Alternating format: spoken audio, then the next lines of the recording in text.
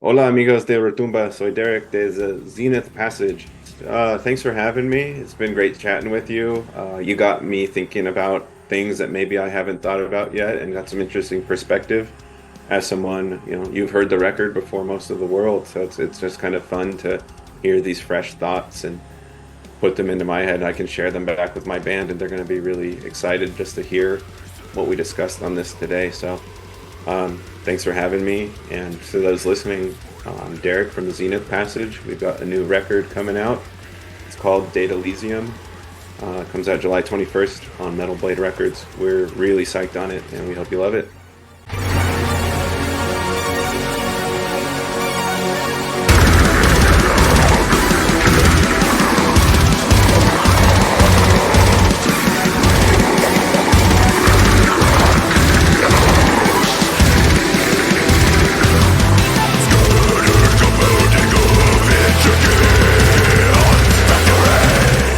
I would like to ask you about your beginning as a metalhead or as a vocalist.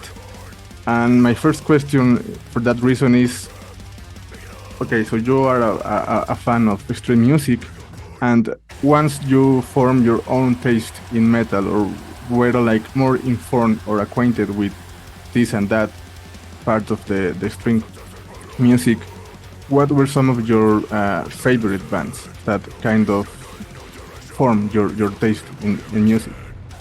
Yeah, great question, and thanks for having me. Yeah. And excited to chat with you today. So, I've been listening to metal for a really long time, and I owe most of it. I would probably owe my start to it to my older brother, and he was really into like punk, like crust punk, like Crass and Blitz and stuff like that. And he's in his early 40s now, so he was getting into stuff when he was 10 years old, 11 years old. So really early stuff, but some of the in like Metallica, of course, we love Mm. Metallica. But the more extreme stuff that I was turned on to came from just kind of looking at his CD rack in his bedroom. And the ones that called out to me was Cradle of Filth. I think it Mm. was Cruelty and the Beast. Or no, Dusk and Her Embrace. Sorry. I think that one's older. I'm not like a big Cradle of Filth fan. I think they're cool. I think Danny Filth is an amazing vocalist, but I'm not like schooled in their music. That one was big, and I was like, "Whoa, this is really crazy sounding. What is this?" And then another one was that he had was Deicide, Once Upon the Cross. Mm. And I remember I had like a tape machine that you could record audio into, like you could talk into it, and I played Once Upon the Cross into the tape machine so I could listen to it because I didn't have like a CD player or a stereo. And that was a big one. And I mentioned that he was into punk. I was really into punk too as a kid. And Slayer has a record that's all punk covers. I think that one's Undisputed Attitude, I think it's called. And Mm. like once I heard that, I was like, oh my God, like these are punk songs, but being played by a metal band. This is so cool. Like I didn't know these punk songs could be more aggressive. And so I think I owe Slayer a lot there as well. And that's when I was like a little kid, like a very small kid, before I was even interested in playing music. And then high school, I was getting into still I was like a punk guy for a long time. And then I wanted to be in a band in high school, and I used to play drums not very well. I was a bad drummer, but my friend was a really good drummer, and I wanted to be in a band with him. And the only thing that was left was vocals, like to round that band out. And I was like, I can try that. I've never tried that before. And we started out playing covers, and we would play like Poison the Well covers, if you know that Mm. band, Poison the Well. Rock band? And Poison the Well, they're like Yeah. a metalcore band Oh, right. from Florida, and they're awesome, really good band. But what happened was I bought this DVD from Hellfest, and Hellfest was an American festival. It's also a European festival, but the one in America is different, and it was held in New Jersey, and it was a more hardcore festival, like Converge is on the DVD, and Bane, and um, Every Time I Die, bands like that from when they were just starting in the 2000s, and that was really inspiring to me. Hatebreed was a big one for me too. So all this to say is like, I think I got into metal and like discovering vocals through like compilation albums, and not just like, wow, I heard Necrophagist Epitaph and that's like the band I want to be. It was like incrementally getting into harder and harder and harder stuff. And then eventually when I was to be a vocalist, one of the guitar players in my band was like, you should try to sound like this guy. And then he showed me a Dying Fetus record. And I was like, whoa, this is crazy. This sounds cool. And then we were listening to like a lot of Cryptopsy at the time, like the Luke DeSalvo, or Mike DeSalvo, not Luke. Again, I'm not like an encyclopedia of metal too much, but like, so like Cryptopsy and Dying Fetus, I think were pretty big influences at the time when I first started.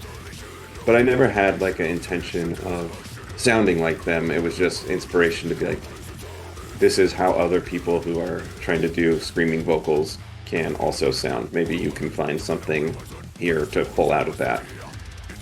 So like that was a really long way to say that my timeline was like punk music, and then the discovery, and then like liking like Pantera and Slayer, and then discovering hardcore, because hardcore is like just more aggressive punk, and then from hardcore discovering death metal and black metal, and that's like where I live now, is in death and black metal. You were exposed since quite young, and then you took forward steps into more aggressive music. So this happened in the early 2000s, right? Even before, like I was born in 1985.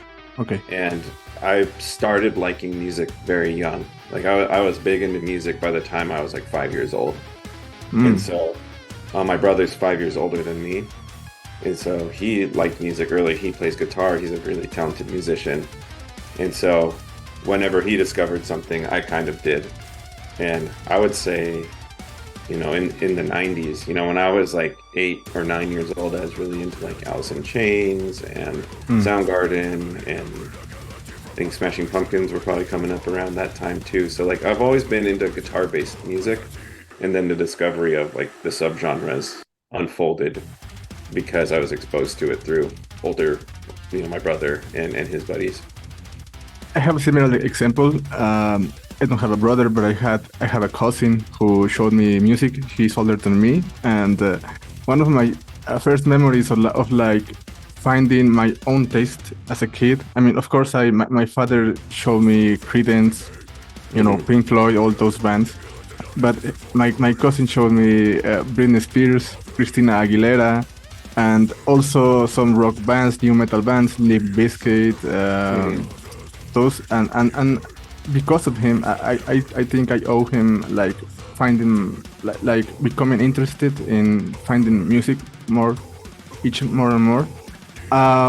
So my next question was going to be about how you took the mic and you know, step into the mic, but I'm guessing it was like consequential. You first were interested in drums, and then like circumstances made you.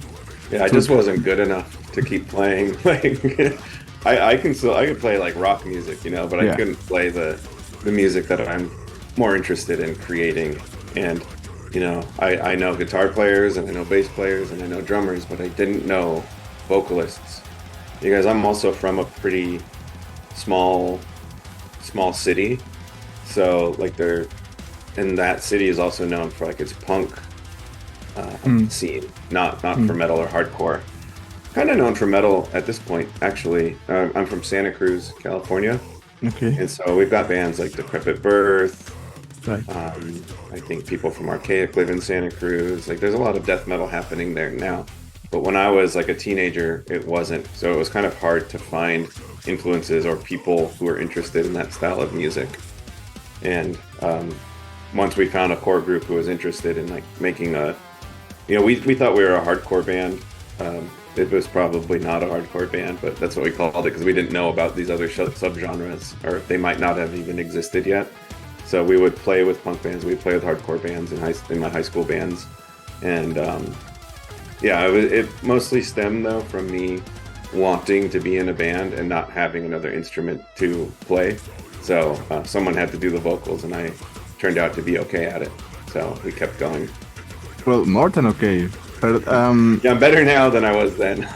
so you have the high school experience of bands, and then because you took part on Planetary Duality, an album that pretty much show how different it can be. I mean, at the time, it was very different to find that sound, and eventually it has become like one of the most influential records.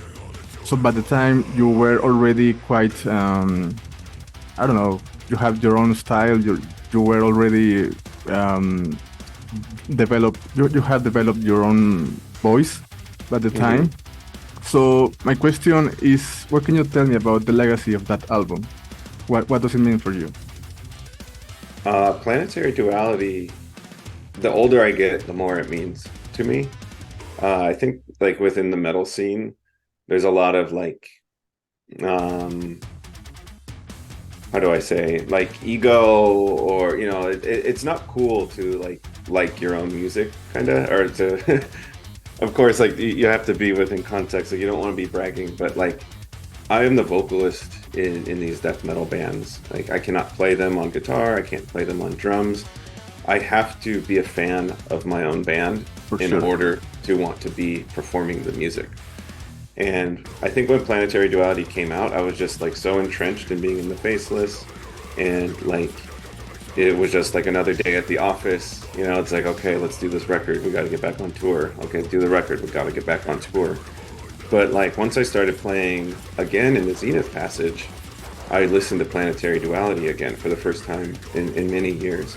And I was like, whoa, this kicks ass. Like this is a really cool album.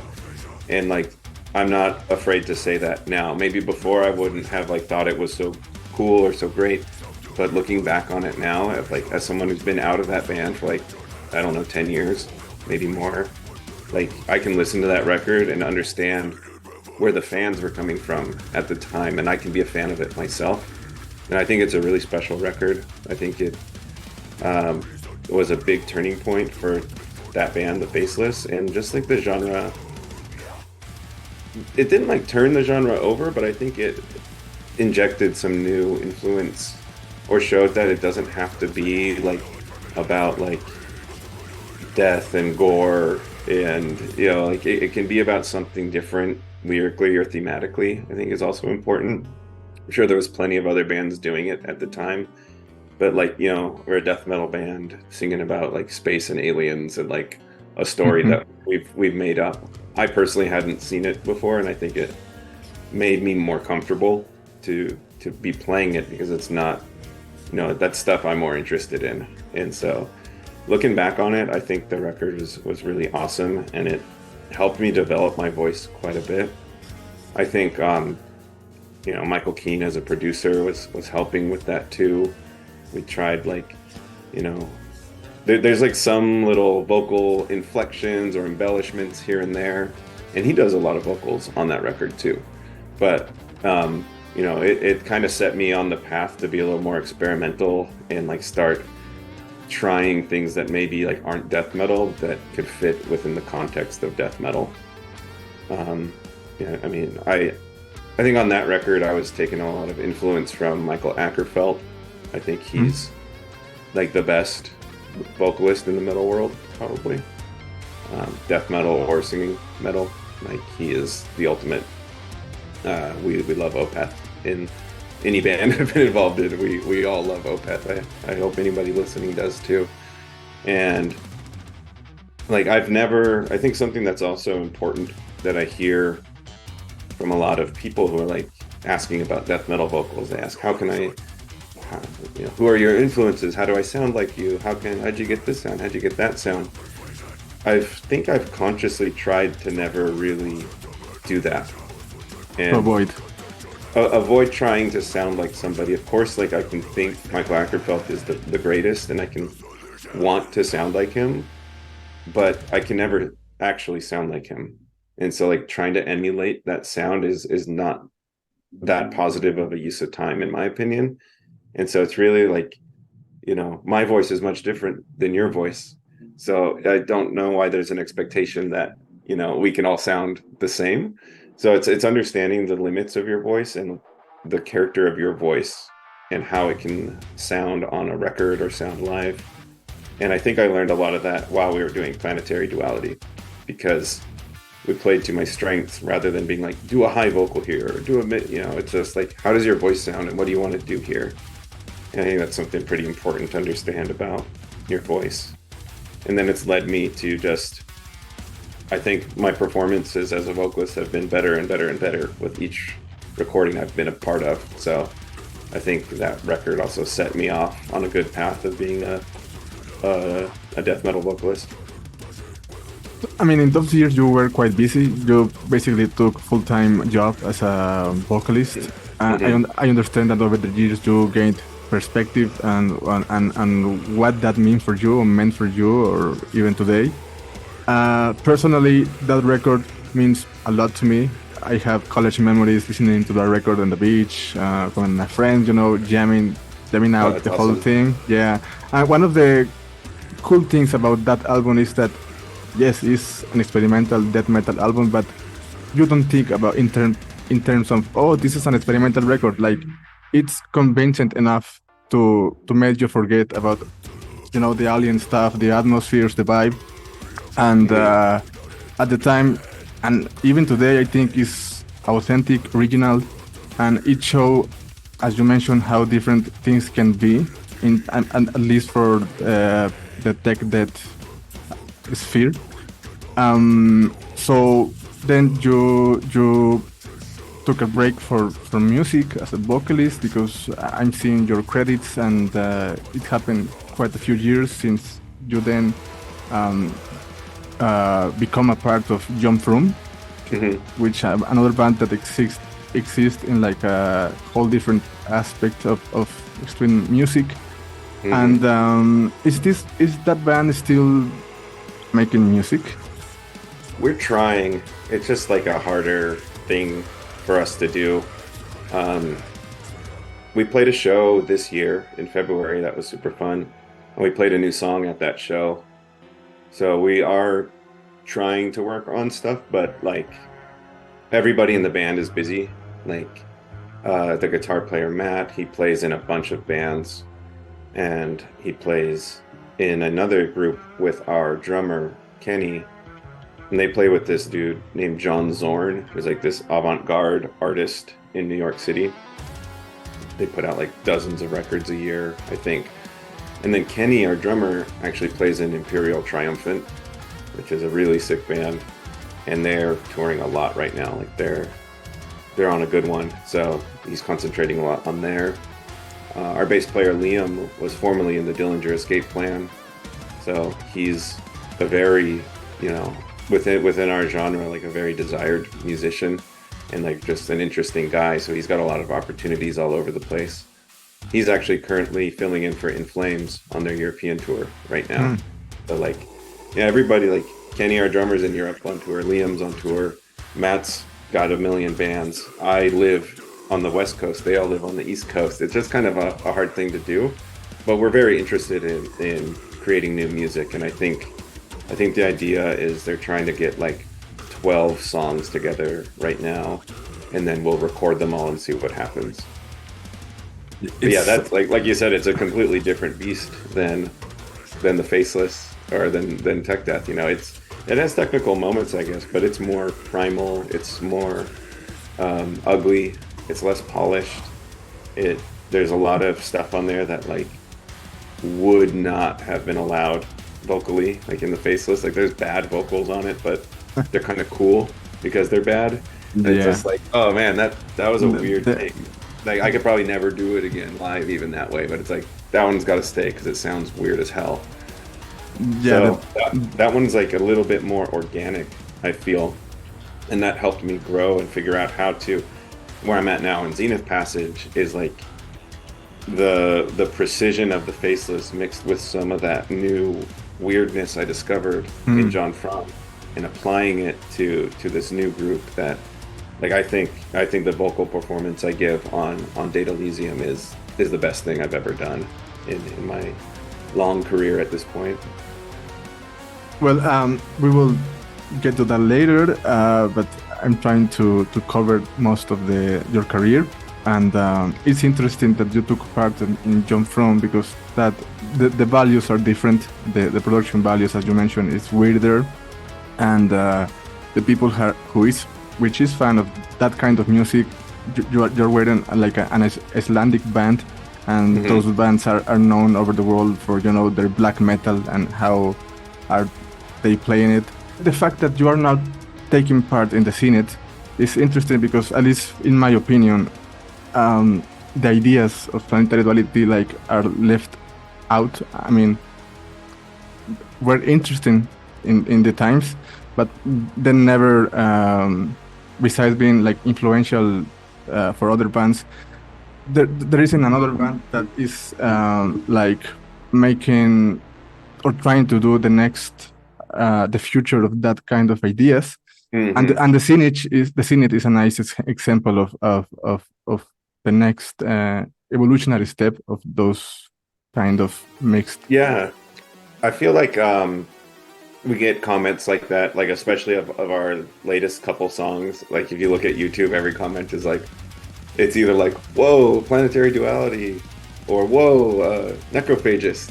And I think it's funny to get those comments we don't know that that's what's happening. Or people be like, oh, this is boring, this is the Faceless. But it's kind of if you watch the music videos, there are 4 members of the Faceless in the band, and right. of course we're going to sound like the Faceless because we're all members of it.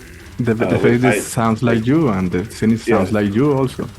And so of course we're taking some of that influence, and we're all fans of the Faceless. We wouldn't participate in the band if we didn't think that music was good. And the last Faceless record I did was Planetary Duality. The last Faceless record Brandon did was Planetary Duality. Right. So when people say this sounds like the Faceless, I'm like, yeah, no shit. Because when you listen to the Faceless, you're hearing my voice. When you listen to the Faceless, you're hearing Brandon's bass playing. That's why it's familiar to you. And of course, we're influenced by that because we have a guitar player from the band as well. So, I think by default, we kind of have to continue that sound because that's where we left off in the world of tech death.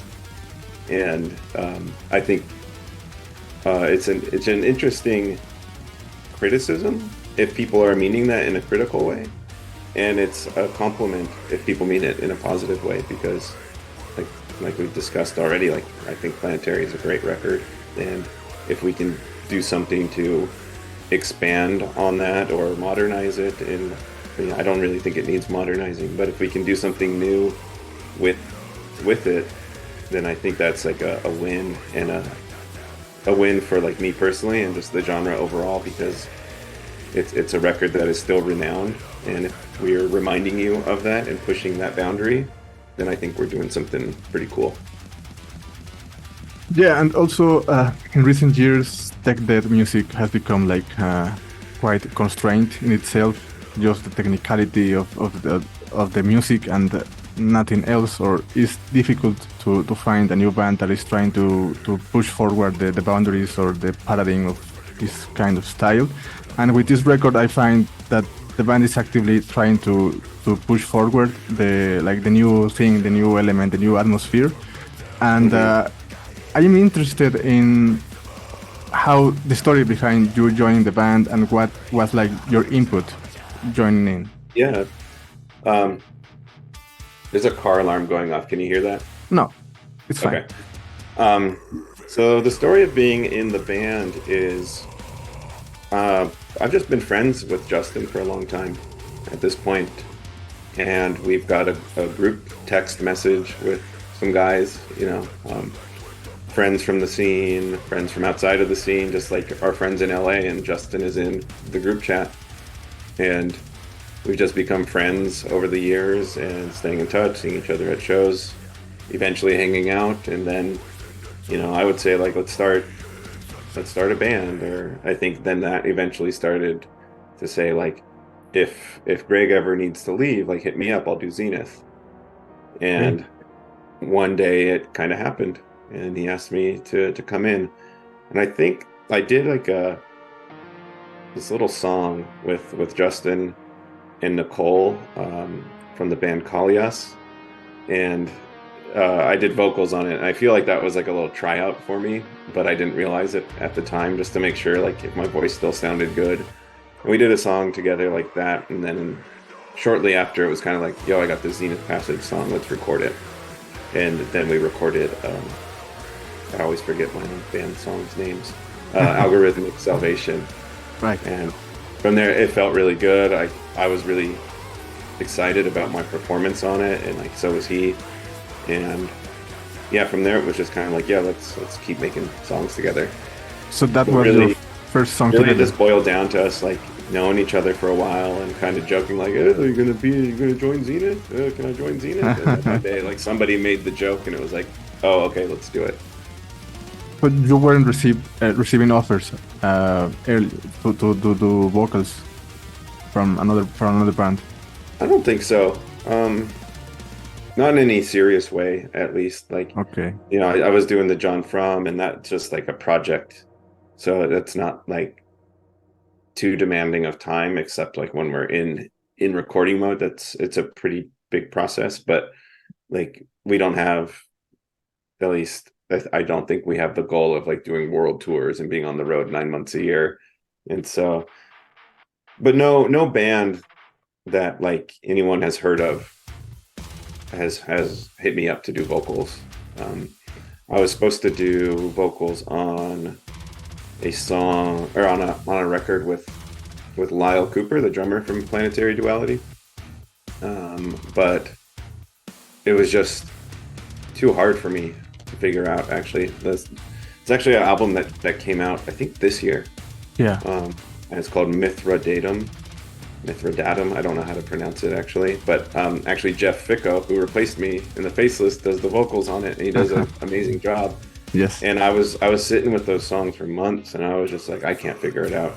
They're crazy ass songs, and I was probably just having a creative low, and I was unable to perform it. But I think that's really the only other band I've kind of made the Zenith, you know, the joke to people being like, oh, if your singer ever quits, let me join. But Zenith is the only band that's took me up on it. So is it the joke that keeps on giving to this day? Yeah, I guess so. Yeah, I mean, it's definitely given this year, and just really proud of the record that we're about to put out in July. So Yeah. excited to get people to, you know, hear people's thoughts and see if people like it or not. I listen to it all the time for pleasure. So I think I hope people like it, because I like it quite a bit. I've been listening to that album over the last few weeks, and first of all, it's a great record. I you. have my favorite songs, which I would like to discuss later. Yeah, for sure. But well, so your first song together was Algorithm Salvation. Yeah. That was like the footprint for you, like, or the band for this album. Oh. Yeah, I think so. But that song, I think that song is great. I think that song is like, at least how the Zenith Passage exists today, I think that song is like almost the definition of the Zenith Passage, where it's got like really kind of like, it's got like a bouncy riff, like a Surreption riff. It's got like a heavy palm muted riffs. It's got like Cannibal Corpse at moments, at least sometimes how we describe it, that, you know, vocally. It just like, that song has all the pieces that make like the Zenith Passage special, at least in how people understand the Zenith Passage today. We'll probably evolve into something with our next release, and we'll see where that takes us. But like for now, like if someone is like, what does your band sound like? That is like the song I would like to give people. So I think that is the blueprint, but at the same time, it isn't Blueprint. Yeah. it isn't like as weird as some of the other songs that come later in the writing process or later in the album on Data Elysium. And that weirdness is probably where we're going. And so while I think anybody in the band would say like Algorithmic is one of Zenith's best written songs, maybe over time it will not be the standard for what we are. But I think for right now, it's a great song. And so I recorded that one, but maybe if I were to record it now, maybe I would have done something different. I don't know if I would. I think it's pretty solid, but if I were to go back and re-record it, maybe I would be looser with it, or maybe I would do a different voice, or we would try something stranger. Also, I think with the later songs that we're working on, and I'm sure we'll discuss these, but like the vocals are actually a little more simple in some of the songs than in Algorithmic Salvation. Definitely much more simple than stuff from like Solipsis or Cosmic Dissonance EP. And part of that is me as a person, like not being able to perform like like just fast. I'm like, dude, I'm a person. I need to be able to. It's unsustainable. Yeah, exactly. And so we make a decision, to say like, or this riff is crazier than ever, and the vocals need to be a little bit more act as a translation almost to the craziness of the riffs. And so that's something that we work on to make sure, we'll play it back. Maybe we'll record something like, no, that's too much. Let's just dial the vocals back so we can work on it and make sure that people can understand the rest of the song.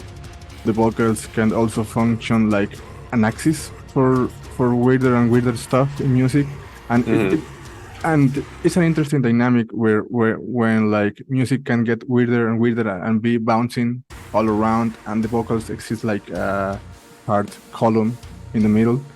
I'm interested in finding out your next step with the band, but for now, I would like to dive in more into this album and the concept and the ideas, because I was it's an interesting concept. It is said that this album deals with the impacts of technology on humanity, and the digitalized immortality, that we are constructing for ourselves some sort of immortality in the cloud. So to what extent some of these issues are related to existentialism, meaning of life, or maybe a dystopian future for ourselves? Yeah, I mean, that's a big question, and it's got some big, weird answers that I can try, and the answers might change depending on the day, depending if I'm happy, depending if I'm sad, depending if I'm stressed out at work, depending if I'm, pleased or not. Today? But that's kind of like what it's about, right? That's kind of the human experience. Yeah. So basically, we did the first songs for, Algorithmic Salvation, and I didn't know if we were working on a record at that time.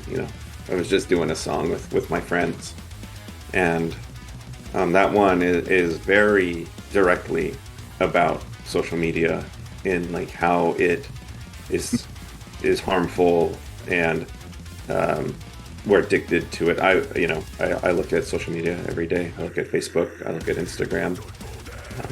Too much, almost too much. And so I'm not immune to it. I don't think I'm better than anybody, but I think it's interesting that we've like allowed ourselves to kind of get taken over by these things, and like they actually don't give much. They really just get you to look at it and like buy shit. That's ultimately what social media is for at the end of the day. And so I was just kind of exploring some ideas in that song about how it makes you feel, or how it makes people feel, or how the dichotomy of how there's two sides of how it can make you feel good because like it feels like you're connecting with your buddies, and then it can make you feel bad because you see your buddies doing all this cool stuff that you're not doing, or you see rich people doing things that you can never do, or you think you can because you don't know that they're rich. And, there's just like all this weird shit going on in the social media world, influencers, that whole thing. I do my best just to like follow artists and friends, so I'm not like too obscured by like pop culture, but of course, like it infiltrates, or you see a meme and you have to understand the meme, and then you figure out what that's actually talking about.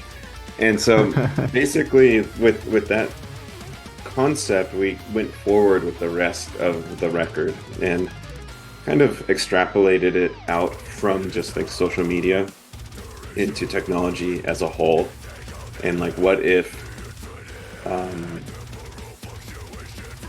technology is this thing that we think we are building, but there's actually, it is kind of inherently has its own agenda, and it just can't build itself. And then once you get it built, it's basically like the Matrix, a take on the Matrix, like a lot of death metal has hence done. The album cover. Yeah, and the album cover is like a robotic hand and then a human hand, and it's the handoff of humanity to the new next evolution of whatever life as we know it might be. And so the album actually goes even further back, because we had to start the story somewhere. And I will say, like, it's a conceptual record, but I don't think it's a concept record. Like, it doesn't have a beginning, middle, and end. It's not a complete story, but it does have a beginning. It has some of the middle, and like, this might be like a cop-out of an answer, but since like humans still exist, the end of the story isn't there to tell yet. Like, we're still in the middle of the story as a human race. So I'm not really posturing or projecting what the ending could be. So really what happens at the beginning of the story of this record is like a big bang of sorts.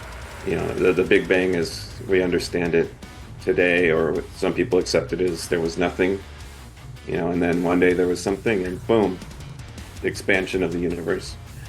So we're kind of playing with this idea that before there was what we understand, there was like a little, you could think of it as a computer out there. There was something, and that at the time, that little piece of something was everything. So like, even though it's one little thing, it was all that there is and all that could be known. So even if it was complex, or if it was small or non-complex, it is the most complex thing because it's the only thing. And so one day, it's the whole. Yeah, it's the whole. No matter what the whole is, it doesn't really matter. That little thing was everything. And so one day, this little thing, maybe it took a while or maybe it didn't, but has the idea of like, I wonder if there's another thing like me. And since it's everything, that thought actually happens, and it creates another one of itself, and it kind of happens infinite times, and that infinite time of it is the expansion of the universe as we're living in it, or the multiverse, whatever you subscribe to. And that's kind of like the easiest way to explain it. It's still like working out in my head as well. It's kind of like an interesting hard thought to explain, but basically there was like a little thing, and it said, wow, I wonder if I could like share my thoughts with something else other than myself, thus creating the other one, thus expanding. And basically with that expansion that was unexpected from, I call it like the singularity, or this totality, now that it's expanded, it's kind of scared, and it's kind of like, what the fuck? I didn't expect that to happen. I want to go back to what I was before. And so the idea is that like, we've expanded, and everything that's happening in every single aspect of the universe is part of its plan to return to its core self. And so the story within Data Elysium is talking about what humans' role in that story is to build the technology that can basically get rid of people. So it can, okay, people are gone now, I'm getting closer to just being one again. I don't know if that makes any sense, but that's it does, but it's a difficult topic to tackle with, at least for me. Yeah, it's weird, and it's always kind of evolving, because like I said, we don't have the ending in mind. I don't think we're even going to explore the ending of it. But basically, it's this concept that it was small, and now it's big, and we're part of the big that wants to become small again. And so Well, everything that we're building towards, like if you look at what's happening in the world, or even at my job, like, we're very excited when it's like, oh, we made this thing 10 times faster. Well, now there's 10 times less stuff to do, right. and we need 10 times less people to do it. So while it's like really interesting on a technological level or on an efficiency level, every time something like that happens, theoretically, people are out of the equation more and more and more. So as that gap grows and people are gone, our story kind of says like, people are done. This is here now, and we did it to ourselves, and we saw it coming. But in the interest of expansion and growth, we took ourselves out. Not even in like a violent way, not in a war. It just like invent ourselves out of existence, which is kind of an interesting concept in itself. So the word data lithium is like an invented term of you or Justin. I don't know. What can you tell me about the meaning of the album title?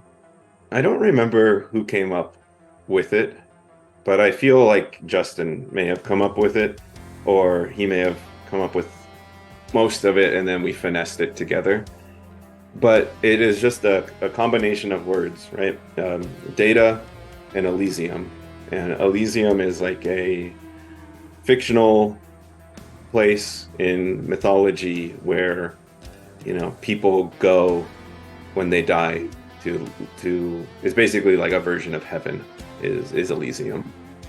And if you look at other song titles, I think the ones we've released actually is Lexicontagion, which is a combination of the words lexicon, like words, and contagion, like disease and the spreading of it.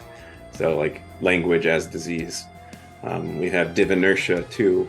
There's also a Divinertia 1, in case you were wondering, but that's two words, divine and inertia. And like we talked about in this podcast, there's this kind of singular being, let's call it God, and it expands via the inertia of the divine inertia is what's expanding our universe.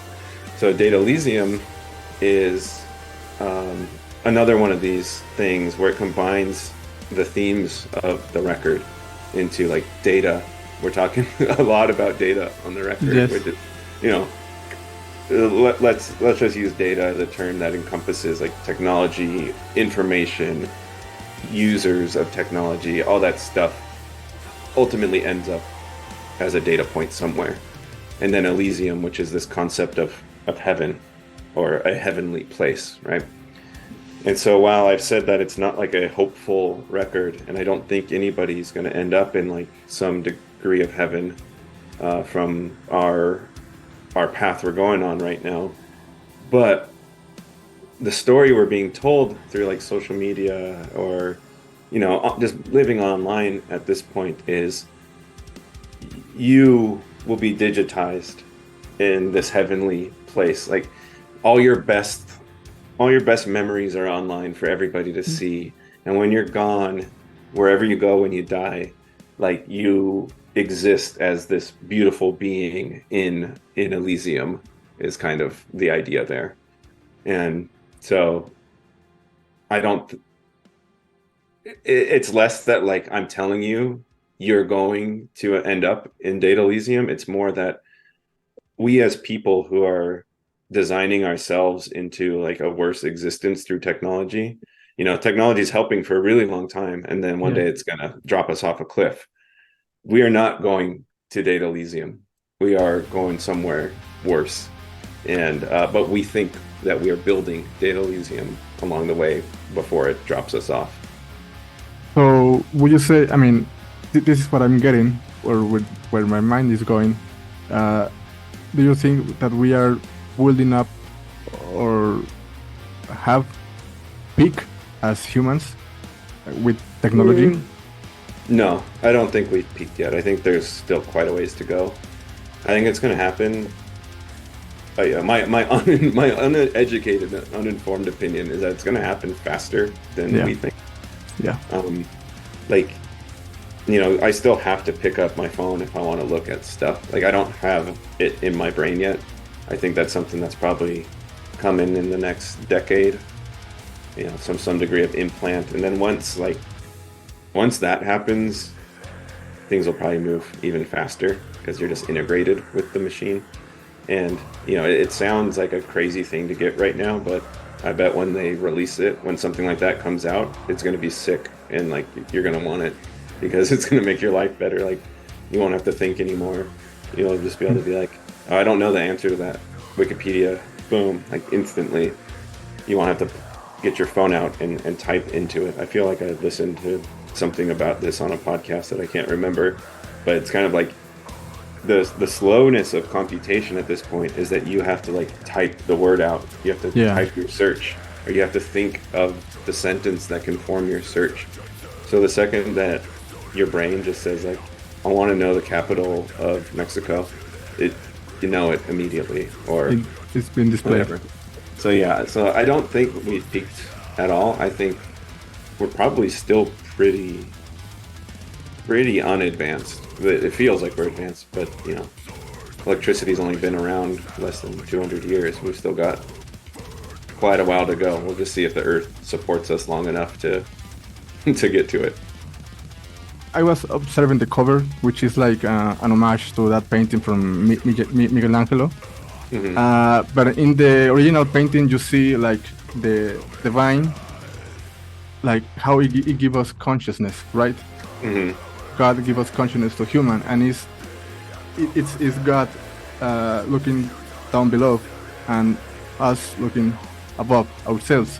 But in the album cover, it's like it's not like that. It's even this entity that maybe we construct ourselves, this digitalized robotic technological human, maybe hybrid, and we are like in the same level. And my interpretation of it is like, at this point, we are not giving consciousness to this entity. It's like, as much as we created them, they are like creating in us.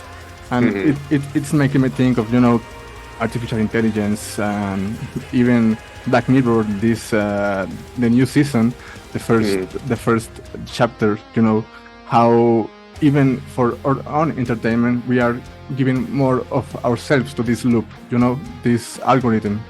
So it's an interesting subject, definitely.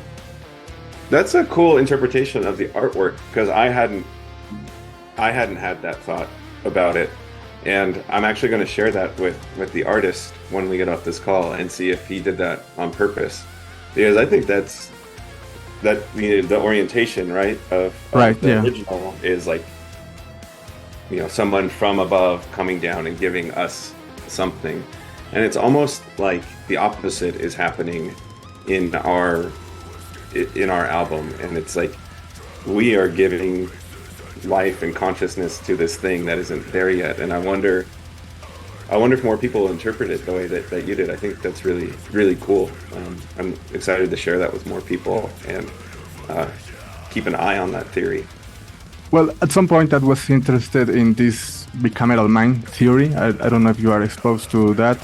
Which theory? Bicameral mind theory, the origin of consciousness, how we early before civilization, we hear this voice in our mind and interpret it as God, and then we give purpose, and we say that God give us divine consciousness, but it's also is our mind, is our brain. It's just you don't know that you have thoughts, and the first time you have a thought, you can't imagine. You don't know or at least at that point, humans didn't know that they were people. And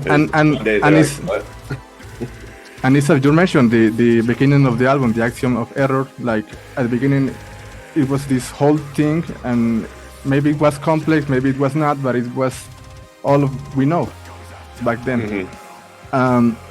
So that's a nice juxtaposition to this album cover, I think, like seeing how far how far have we come. I don't know. Have you read a book called Sapiens? Sapiens, no. It's pretty cool. It's about the entire history of like Homo sapiens, and Okay. it's really easy to read, and it's like it's not very.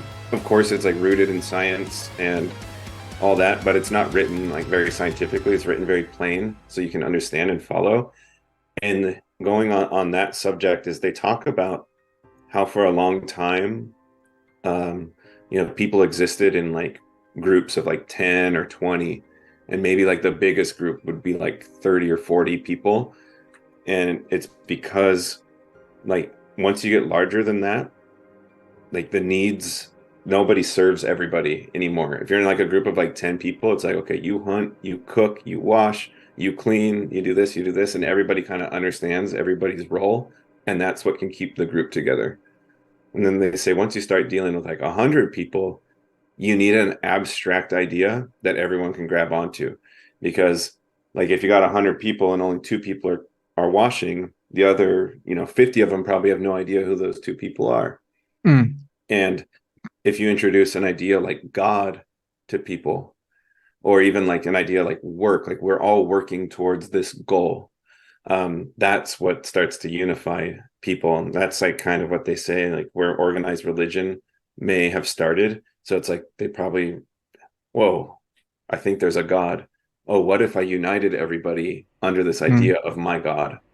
I think it's a really interesting thing I hadn't really thought about. And they're saying like that's probably the biggest use case for religion is to like convince large groups of people to agree on things together. And like that's kind of where I can see social media going as well, where it's like large groups of people can agree that they like this person or this celebrity or this concept that's in, that is fake, or it's just like the extension of how are we going to see people aligning and grouping themselves as traditional religion kind of fades. I feel like it is, and like technological worship begins to take over, or you might not be like holding your phone and being like bless you phone, but you're in some way we are putting a lot of ourselves into it, and it's not given much back, and it's going to continue, and we're going to continue to become more reliant and align ourselves with these larger technological initiatives, I think. And even if not, it's like an interesting concept to explore. Well, I have a question in that matter, but before I would like to mention. So we use technology, or I mean, for the sake of this conversation, technology could be used like could be framed as a deity, maybe. But there's another concept, the society of the spectacle. I don't know if you are familiar with that. No. But it's again with Instagram and all the social media, like we are live for the spectacle and like the entertainment, the it's all for show, and the technology has become like another tool. It was maybe like a tool for growth and for evolve as humans, but now it has become another tool of the spectacle. The algorithm again.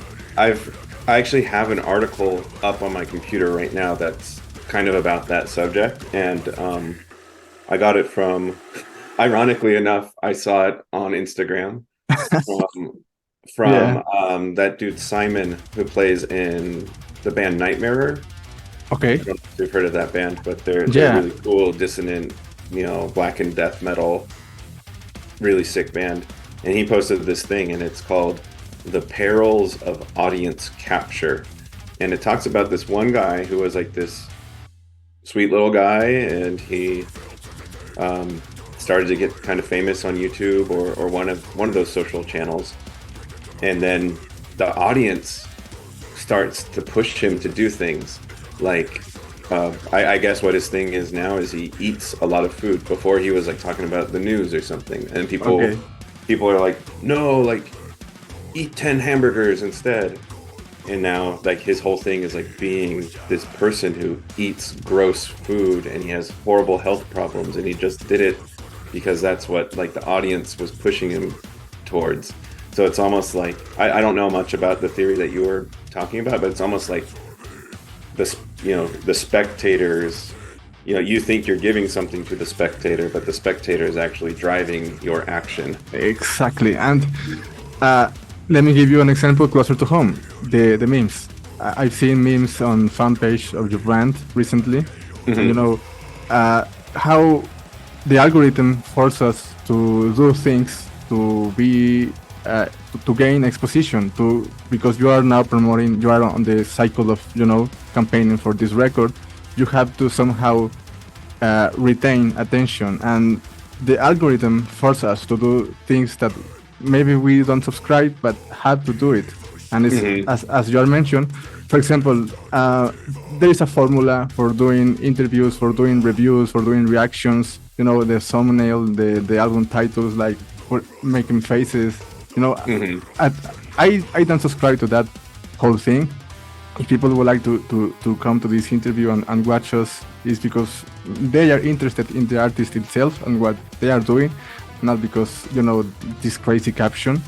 And well, you can subscribe to that whole concept or make your way. And also, I mean, the whole well, that's another subject.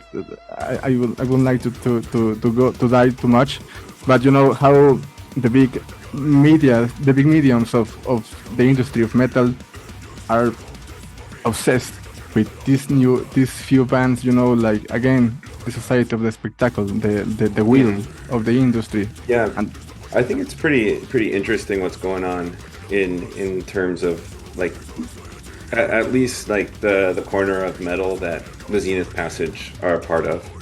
For a long time, like death metal was unaccessible, right? And like it's still very niche, very small genre music comparatively, but it is big compared to where I'm coming from. And like I meet people now and I go, oh, what's the first metal band you ever heard? And they're like, oh, the first metal album I ever heard was Colors by Between the Buried and Me. And I'm like, wait, what? Like, you didn't hear like Cowboys from Hell, or you didn't hear like South of Heaven? Like, things are changing where this really kind of extreme music, like if you put Colors next to, I might get crucified for this, but you put Colors next to like any Slayer album, like Colors is a much more experimental and by that nature extreme record, because it's just so much is happening in it. So much range. That's your introduction to metal. If your introduction to metal isn't just being like a caveman, then you're starting at a much different area. And a lot of these newer bands, our band included, a big part of it is like almost lowering the mystique and being able to like interact with the fans. And I think it's cool in some ways, and it's interesting in others, because like I would never think to meet or have an interaction with anybody in Pantera or anybody in Slayer, but like I might message, let's say I drop a comment on I don't know, just for bad example, if I like comment on like Archspires, I might expect like a like or an emoji or something in response.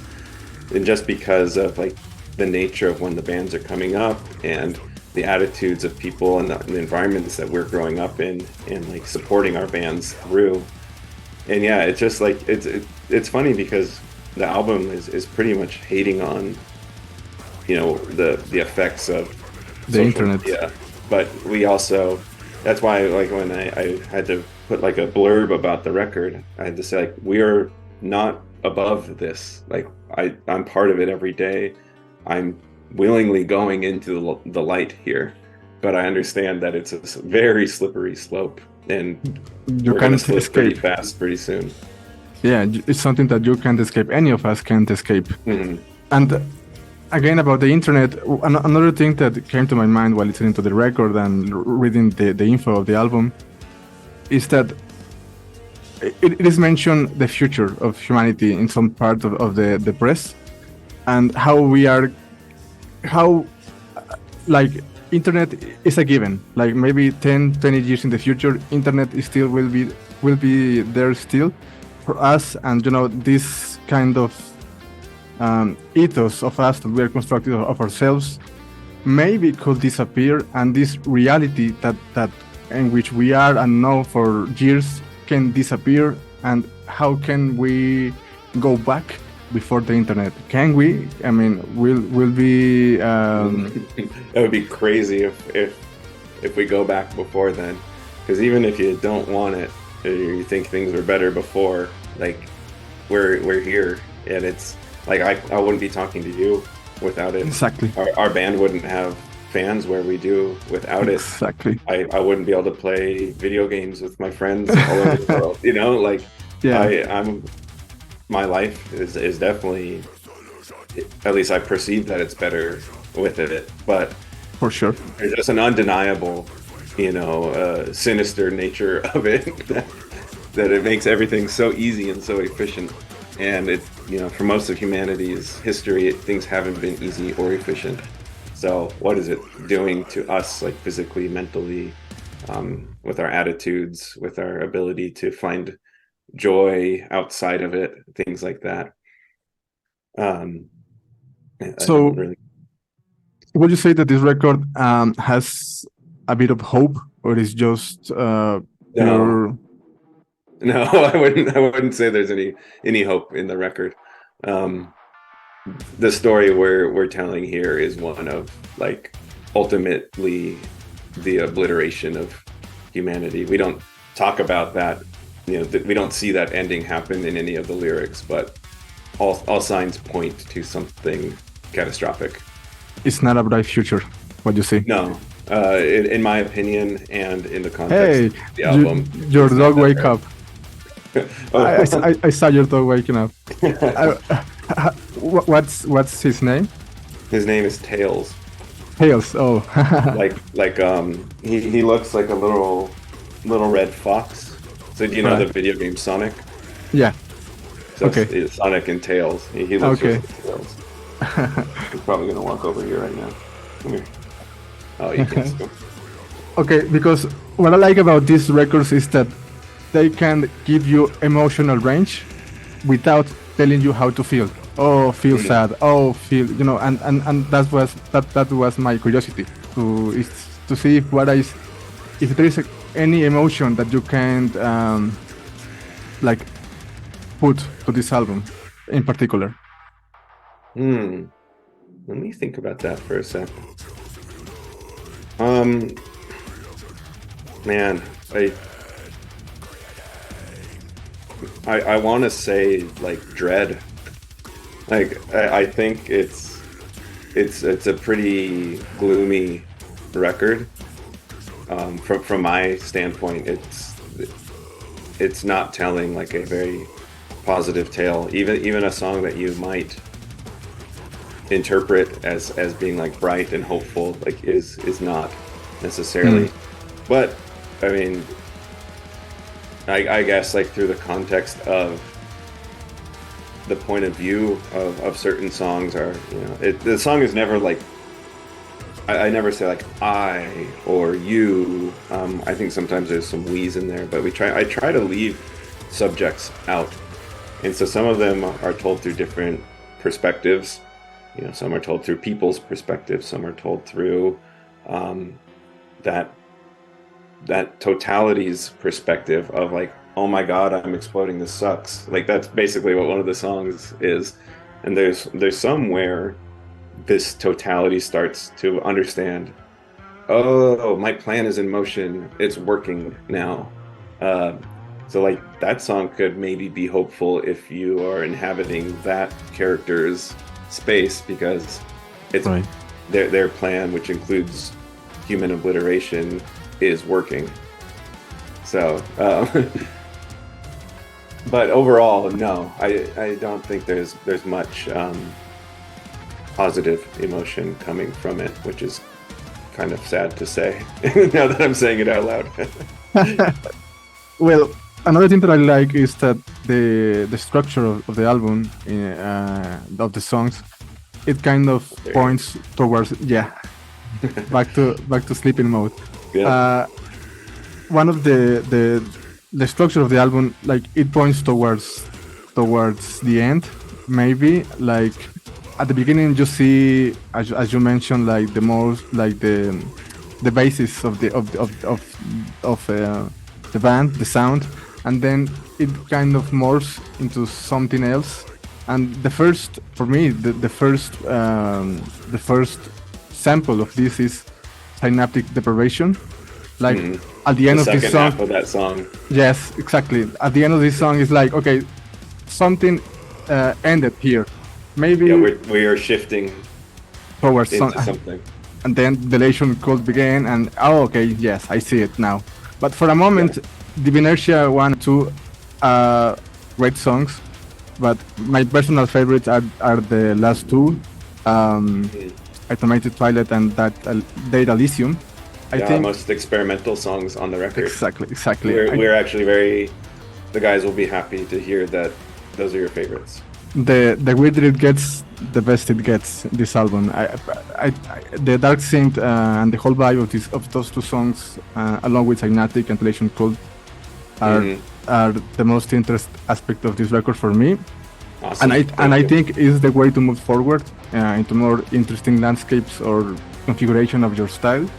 But you said something earlier that I wanted to circle back on, which was you've mentioned the atmosphere a few times, and there's a lot of atmosphere on the record. There's a lot of vibes on the record, and it's a lot of due to Justin's orchestration that he does, like with synth or other virtual instruments.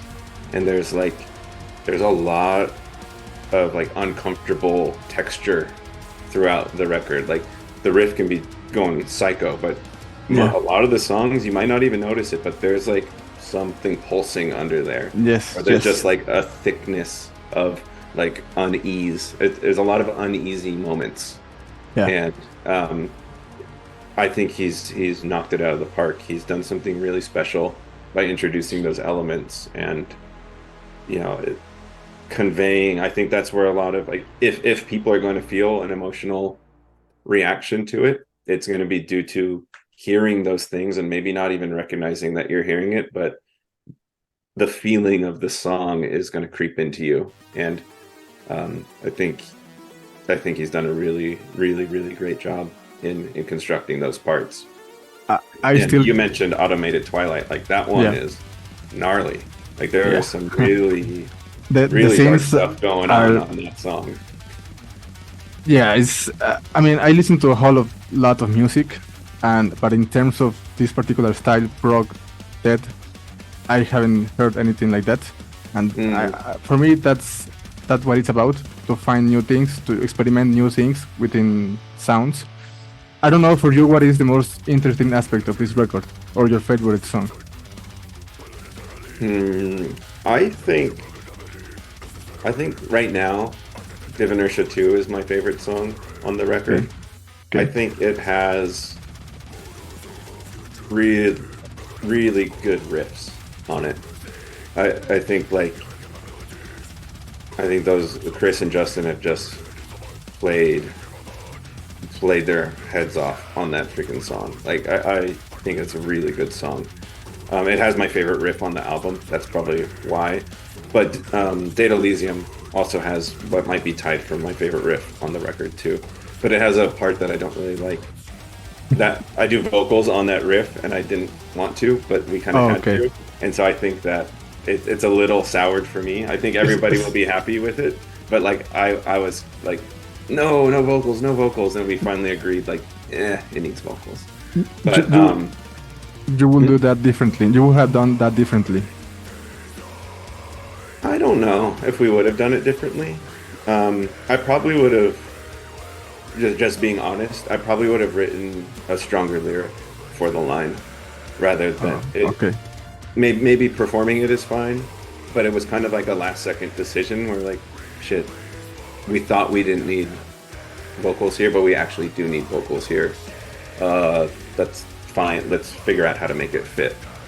And so like I wish I could be a little more proud of my part in that like 5 seconds of song as the guitar players are. But no, that's something no one's gonna notice, and I hope like no one would critique. But when I listen back, that's like one of 3 things I would have changed on the record, I think. So you are your biggest critique? Yeah. Okay.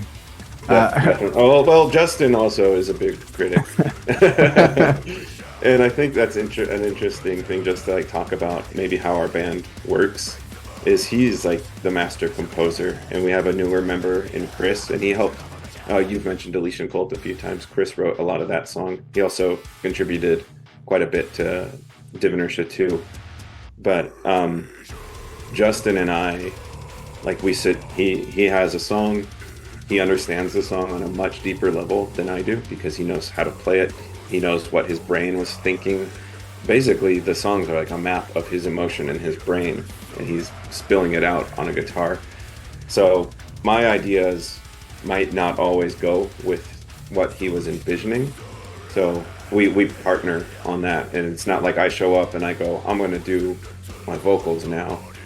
It's kind of like, hey, does this support your song in the right way?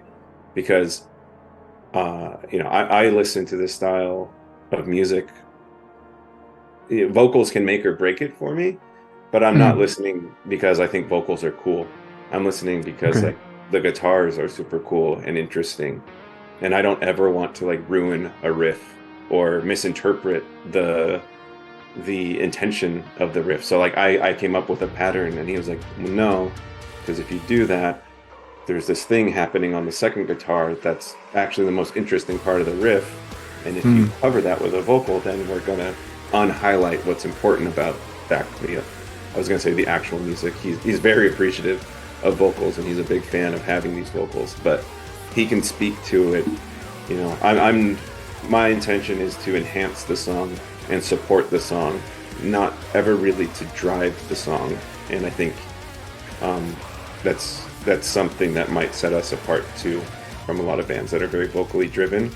We've got tons of vocals in there, but you know, there's been so many times on this record where I said like, I'm not going to do vocals here because I like the riff too much. Like I want everyone to hear the riff in all of its glory.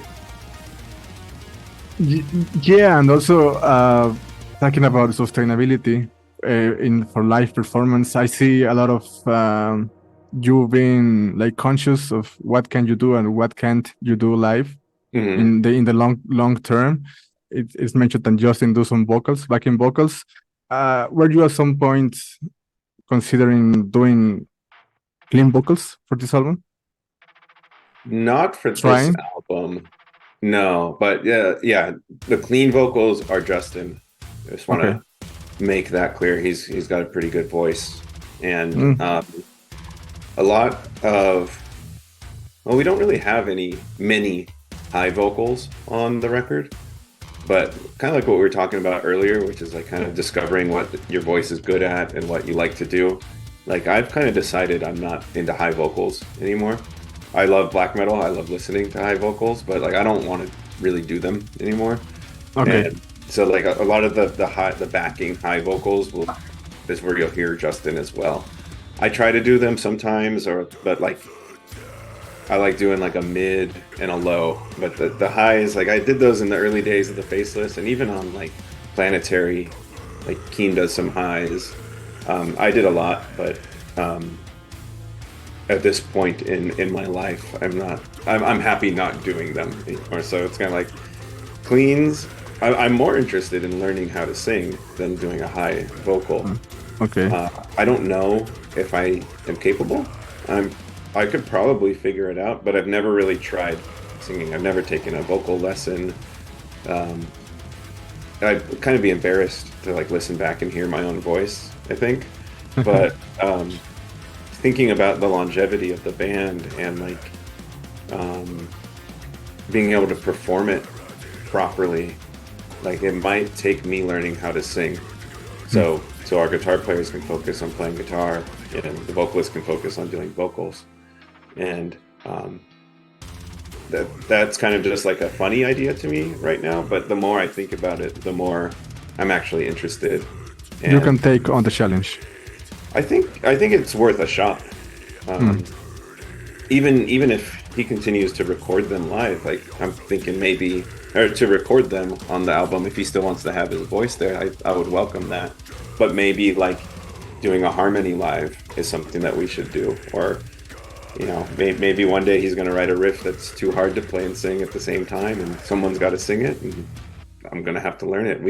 We're not there yet, but I'll be interested, like if and when we start playing a song like Automated Twilight live, who is going to be doing what? Because that's going to be a hard one to play. I'm excited to figure out how to untangle that web. And maybe just for the sake of listening to your own voice and what do you sound when you learn to sing, actually singing like your own voice, I don't know. But I would like to summarize this album, and sorry for that, but just showing the next evolution beyond solipsism, and Solipsist. But yeah, I didn't record that record, so it's okay if you get the name wrong. So this album displays evolution, which is nice, but also for me is pointing out towards the future in those two last songs, or at least I'm hoping that's the next stage for you, because it is mentioned that you were already working on another album that at the beginning it was to come first and then Data Elysium, but then you decide to not to. Yeah, so Justin, I wish he was here to talk about it a little more, because I don't want to spill too many secrets, but I don't really care, so I will. He's got like a lot of another album already written, but it's kind of more like what you hear towards the end of the Data Elysium record. So you will be pleased to hear that. We weren't sure if everyone else would be pleased to hear that. Okay. So Data Elysium is kind of like the transition, an evolutionary step where, and even over the course of the record, right, we start with like a death metal song. Like we start with a balls to the wall, aggressive song. Then we start to get tech, and then we get vibey, and then we introduce texture. And towards the end of the record, it's almost not simpler, but it's not as like tech death anymore. Those songs have crazy ass technical riffs on them, but it's something different at that more point. More a proggy record, yeah. And so we wanted to kind of not just do such a drastic change in sound between like Solipsis, which is a technical death metal record, and then just release something that might be more symphonic or open, or I'm doing heavy air quotes here, like simple, so we wanted to like please our audience, prepare the listener for maybe what we're going to go to next. And we're still working on that. I thought we were going to get going on it a little faster, but we're kind of concentrating on promoting this one and making sure that like Data Elysium gets some love. But yeah, there's a lot of music written for the other one. There's no vocals yet. It definitely will get some love. I seen some comments and people already calling it Aoti, and so far they're having some of the best songs. Well, that's my opinion. Okay. Yeah, really, really happy with the reception it's getting. Like, we're a small band. We care about what people think, and no matter, we're going to create what we want, but we still want people to enjoy it. Like, we're here to share art that we think is worth sharing and hope that people enjoy it. Of course, like, not everyone's going to like it. It's extreme music. So you're allowed to hate it if you want to hate it. But like it's felt nice to look at the comments and, see that they're mostly positive. Even the negative ones are mostly valid. It's like you're open to an opinion, and if like you don't like singing, then you don't like singing. If you think it's too technical, it's too technical. That's cool. Like we're just not the band for you. So it's just interesting seeing people's reactions, and I don't think I've seen like much like ignorant discussion about it. It's all been like, okay, yeah, cool, you don't like it? Oh wow, this person loves it for this reason. That's super cool. So pretty pleased with how people are receiving it so far. So this record is about a bit about testing the field, preparing the listeners for the next stage. Yeah, I don't know if it's a test, because the next stage, whatever it is going to happen. But Yeah. it's a preparation in case you know, where we go. If where we go isn't for you, at least you have this one to have and hold. If anything, it's like to give a more coherent order to your albums, right? Mm-hmm. 1, 2, or 3. Okay. Before we conclude the interview, I would like to pick your brain for a moment, because I see that you are a fan of street metal as a whole. Yeah. For you, right now, what are some of your favorite bands that, in terms of pushing the boundaries of death, black, the most interesting? Yeah, that's a great question, and it's a hard question because I've been so laser focused on my own album right now that I haven't been listening to all that much music, to be honest. But there are some really good standouts from the last few years. I think I mentioned it earlier. Like I listen to our album Data Elysium a lot. Like if I'm driving in the car, I'm looking at Spotify and I can't decide. I just fuck this. I'll listen to the Zenith passage. But like I think I'm really happy with it. I think it's great. You're but proud. I'm opening my phone to look at my recent purchases. Yeah, this is the one that definitely comes to mind first for me. It just came out within the last 4 weeks. The band is called Thanti Faxath. Oh, yes. And their new album called Hive Mind Narcosis is, I'll be shocked if it isn't my album of the year in terms of metal. It is just deranged music, and it's hard. It's a challenging listen, but the production is so good on it that it makes it easy to listen to. While you might not be absorbing it, at least it doesn't sound like shit. Like I listen to a lot of black metal that sounds like shit too, but like this is at least polished and you can hear it.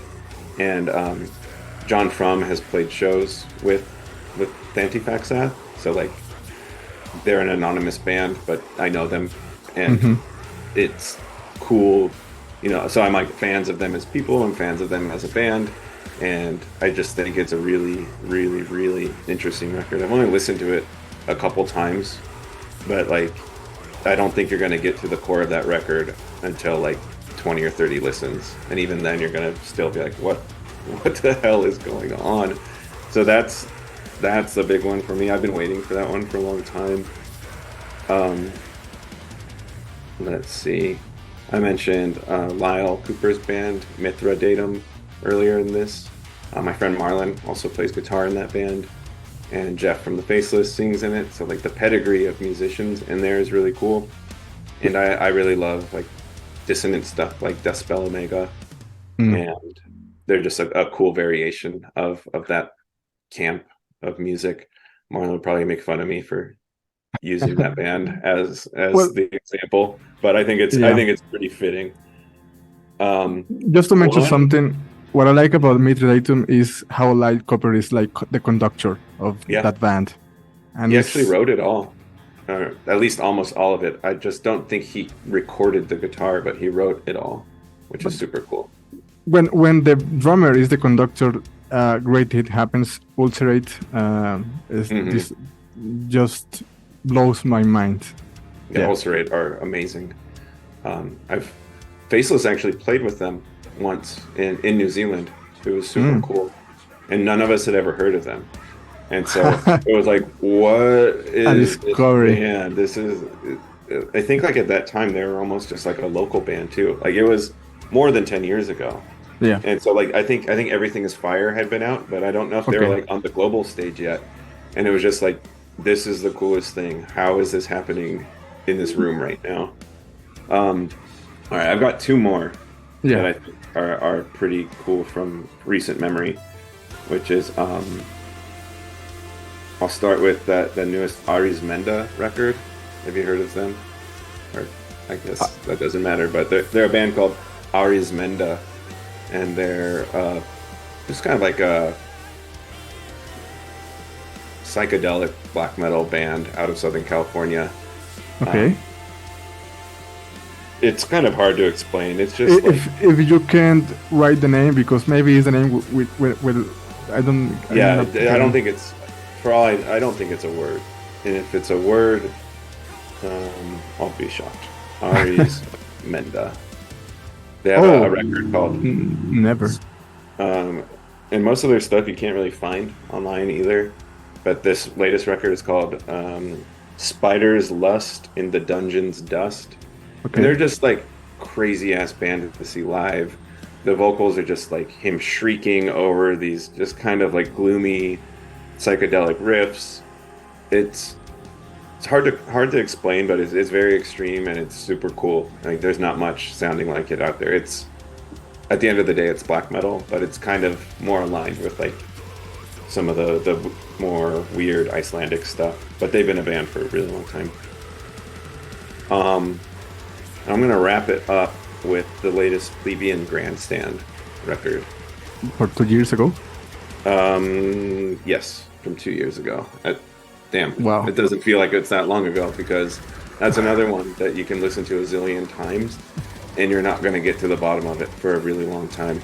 I've been a fan of that band since Low Gazers, I believe, is that first full length, and they just continue to get better, and they're awesome. I find myself liking a lot of French extreme metal, and they're no exception.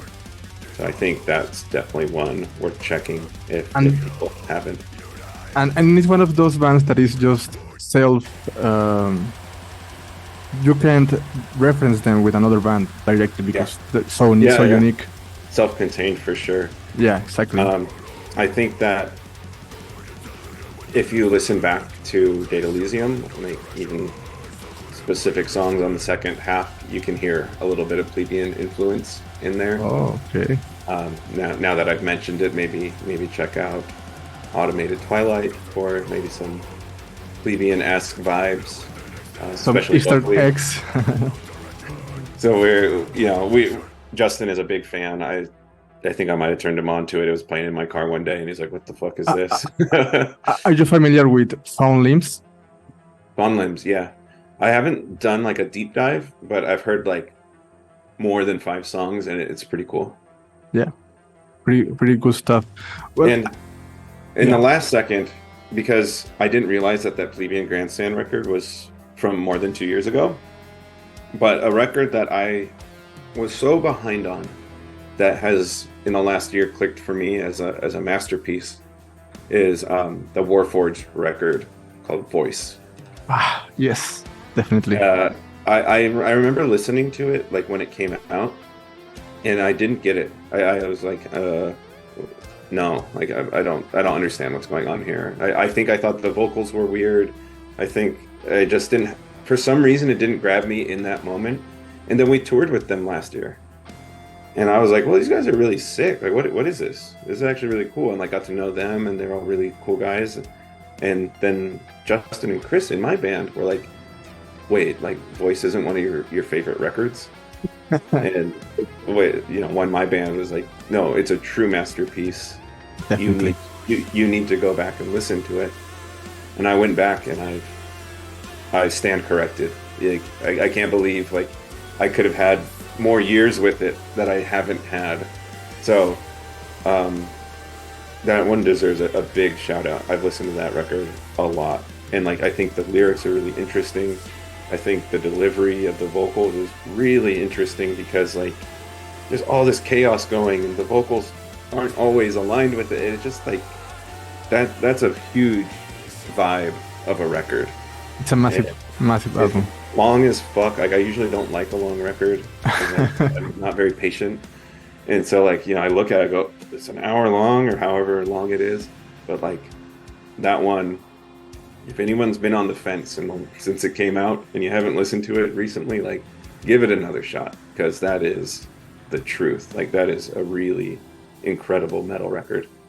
And one of the guys in my band, I can't remember who, but they said like in like 5 years, you're going to start seeing people talk about it because it's going to sink in and it's going to be a sleeper. And one day people are going to realize and understand what they provided, like the metal world. And, they're going to like write essays about it. People are going to go deep in on this thing. So that one I think is, while it's not a new record, is new to me and probably the most impactful record I've heard in a long time. Yeah, it's a whole journey. I wish the band continued on that path on the future to explore those big concept records. I was obsessed with that album. I am obsessed still with Tantifac Shot. I get it, but at the same time I don't get it, and I want to get it even better. It's his whole thing. I don't know if you're familiar with Coma Cluster Void. I think only in name. I feel like, I was going to say, I think I know somebody who's in it, but I'll probably be wrong and just look stupid. So no, I'm not familiar enough with them to speak on it. Yeah, for me, that's a masterpiece in terms of dissonant death metal. I will suggest you to listen to. Yeah, I'll check that out. And I will also suggest you to dive in this year records, because some people is saying that this is the year of black metal, and there's a lot out there coming out. From Iceland, I will suggest you to listen to Sol and Varma. I don't know if you have heard of them. I've heard that one. I did listen to that one. Was quite good. It's kind of like more, it's got like doomy elements, right? Yeah. That one's super cool. Super sick. Tomorrow is coming out from Canada, Miserere Luminis. It's a different kind of experience with black metal and piano and classical arrangements, but it's quite monstrous if you like something emotional but heavy. Yeah, I think that's why I lean towards more black metal these days, is that the emotion is carried greater. Yeah. I feel it's carried greater than a lot of modern death metal, where maybe the technicality and the playmans, that's not a word, but like the playing and the technicality and like the presentation where it is up front, whereas black metal, it's just like raw and like I mentioned with John Frum, like there's bad takes on it, but they capture the emotion better.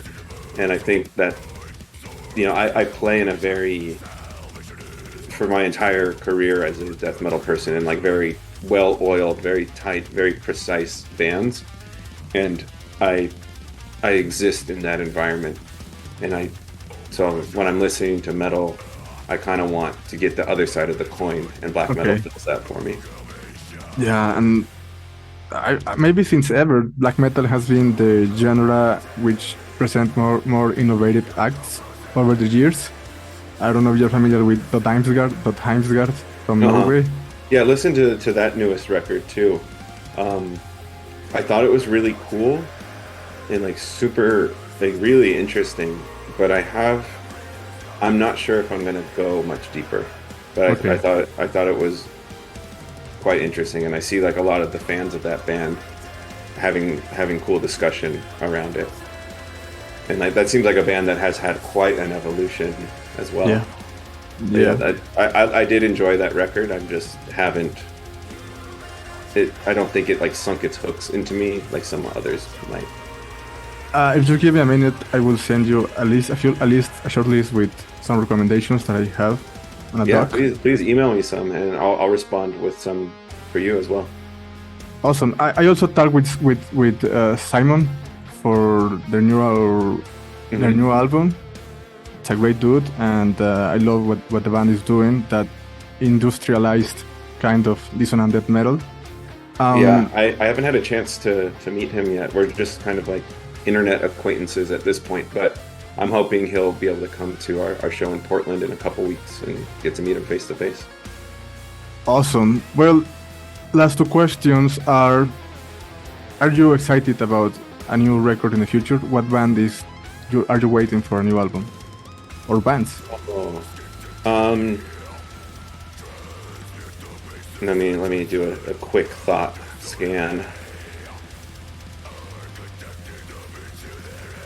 I am excited to hear what Black Dahlia Murder do with Ryan on vocals and with Ryan Knight playing guitar again. They have always been a very solid band, and I'm very proud of them. I saw them live a month or two ago, and they were amazing. They were so good, and I'm just like, as their friends and as their fan, I'm rooting for them, and I'm really excited to see what they're able to do on a next record with Brian on vocals. I can't really, again, like my ear isn't that close to the ground right now in terms of like upcoming releases. I was really just counting the days for the Thantifaxath record. Okay. And I think there's something, the new Blue Ass Nord. Oh yes. That's gonna be. I'm sure it's gonna be really good. The new song was cool. I really liked the last one. I thought it was a return to form. I know a lot of people really loved Hallucinogen, but it is one of my lesser favorite ones from them. Okay. But I think that band is just so insanely creative and like prolific that it's cool that that they did that record. But I think they're doing a course correction, which is cool. Maybe yeah, I'm not sure. I can't really think of anything else, to be honest, off the top of my head. Let me mention those bands for myself that maybe you are also, even if you don't have the name presence. One is Oranzi Pazuzu. I hope they release something soon. Yeah. And Incurgitating Oblivion. I don't know if I feel like I confused that band with another one. But I don't think I've done a dive on either of them. So if you want to send me that, I'll check it out for sure. Okay. Yeah. It's supposed to be. I would love to see a new Necrophagist record. Well, keep wishing. Yeah, I think so. Okay. One final question. At some point I was. You mentioned something. Well, forget it. If you can relate or assimilate the ideas, the concept of Data Elysium with another piece of work that already exists beyond music, like a painting, a movie, a book, which one would it be and why? Oh, wow. This feels like an important question to answer right. Well, because I've never thought about it actually outside of the context of itself. Really, or of its influences, and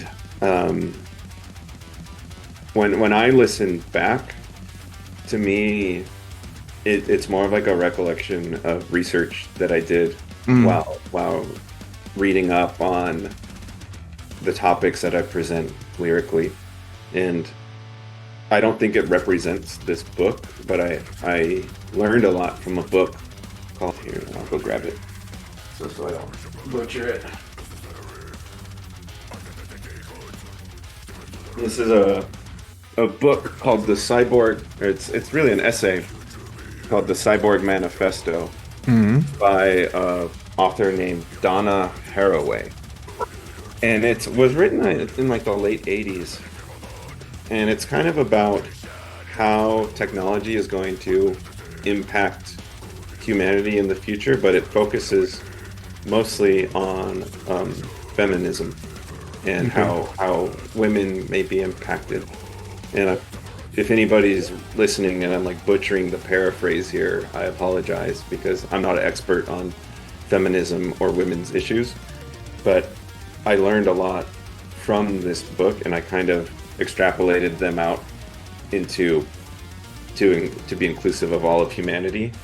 But a lot of really interesting stuff in there, just about how technology will impact schools, how technology will define the elite, and how the elite will not be inclusive of certain groups of people, how those groups of people need to start thinking about what the future means for them and how to get ahead of it, things like that. And so, while I don't think that this album is representative of that writing, I think that for me, it will remind me of what I learned there every time I listen. I see a lot of people making necrophages jokes on the YouTube comments, and yeah, we love necrophages. Someone's got to do it. So, it puts out a necrophages vibe. Puts out a lot of different vibes, though, and that's, I think, why it's hard to center it down on a single thing, because it's almost like every song has its own piece of art that you could attribute it to, and the album itself is just this weird collage of all these different things that we find interesting and love, and do our best to put our stamp on it and maybe help push things forward. So this is not a sci-fi concept. There are some truths in it, in your album, your lyrics. I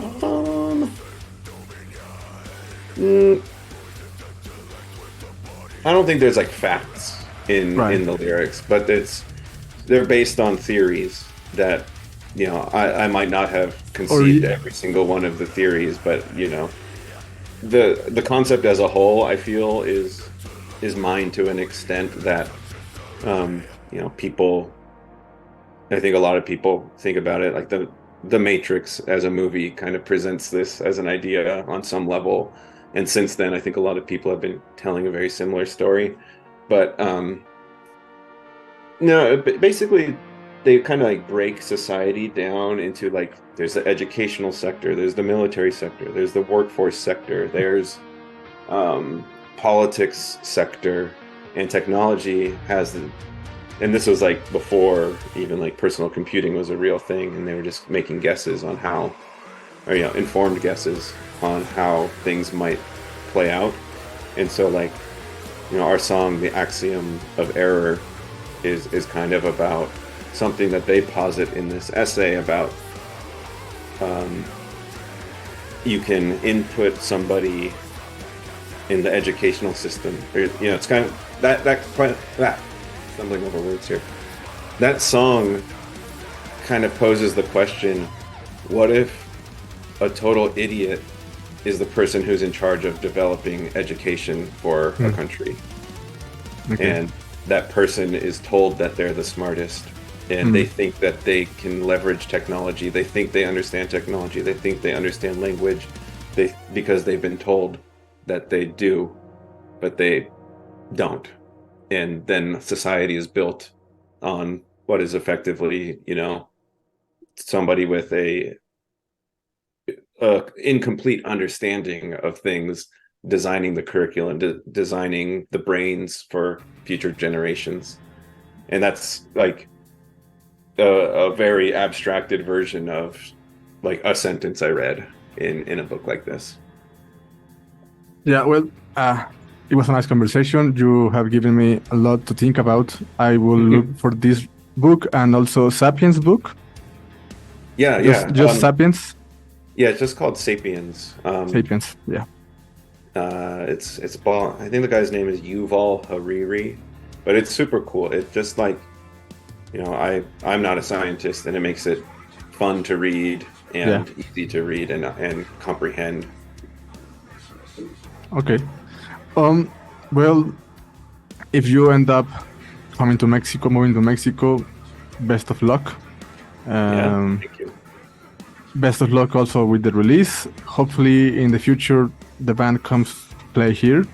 I would love that. I would love to see the band here. Did you guys get many metal shows there? Well, yeah, but not the new bands as like you. It has to be like a big band. Gotcha. We have festivals, and most of the years have like recycling lineups. You know, it's like a safe business here. And, Okay, gotcha. Yeah. Yeah, Well, hopefully we can get down there. yeah. I mean, this year, for the first time, Rivers of Nile and Imperial Triumphant came to Mexico. Oh, And cool. that was a whole event, you know. Yeah. So, if you have anything last to say to our audience, please do. Nothing too heavy. Just thanks for having me. It's been great chatting with you. You got me thinking about things that maybe I haven't thought about yet, and got some interesting perspective. As someone, you know, you've heard the record before most of the world, so it's just kind of fun to hear these fresh thoughts and put them into my head. I can share them back with my band, and they're going to be really excited just to hear what we discussed on this today. So thanks for having me. And to those listening, I'm Derek from the Zenith Passage. We've got a new record coming out. It's called Data Elysium. Comes out July 21st on Metal Blade Records. We're really psyched on it, and we hope you love it.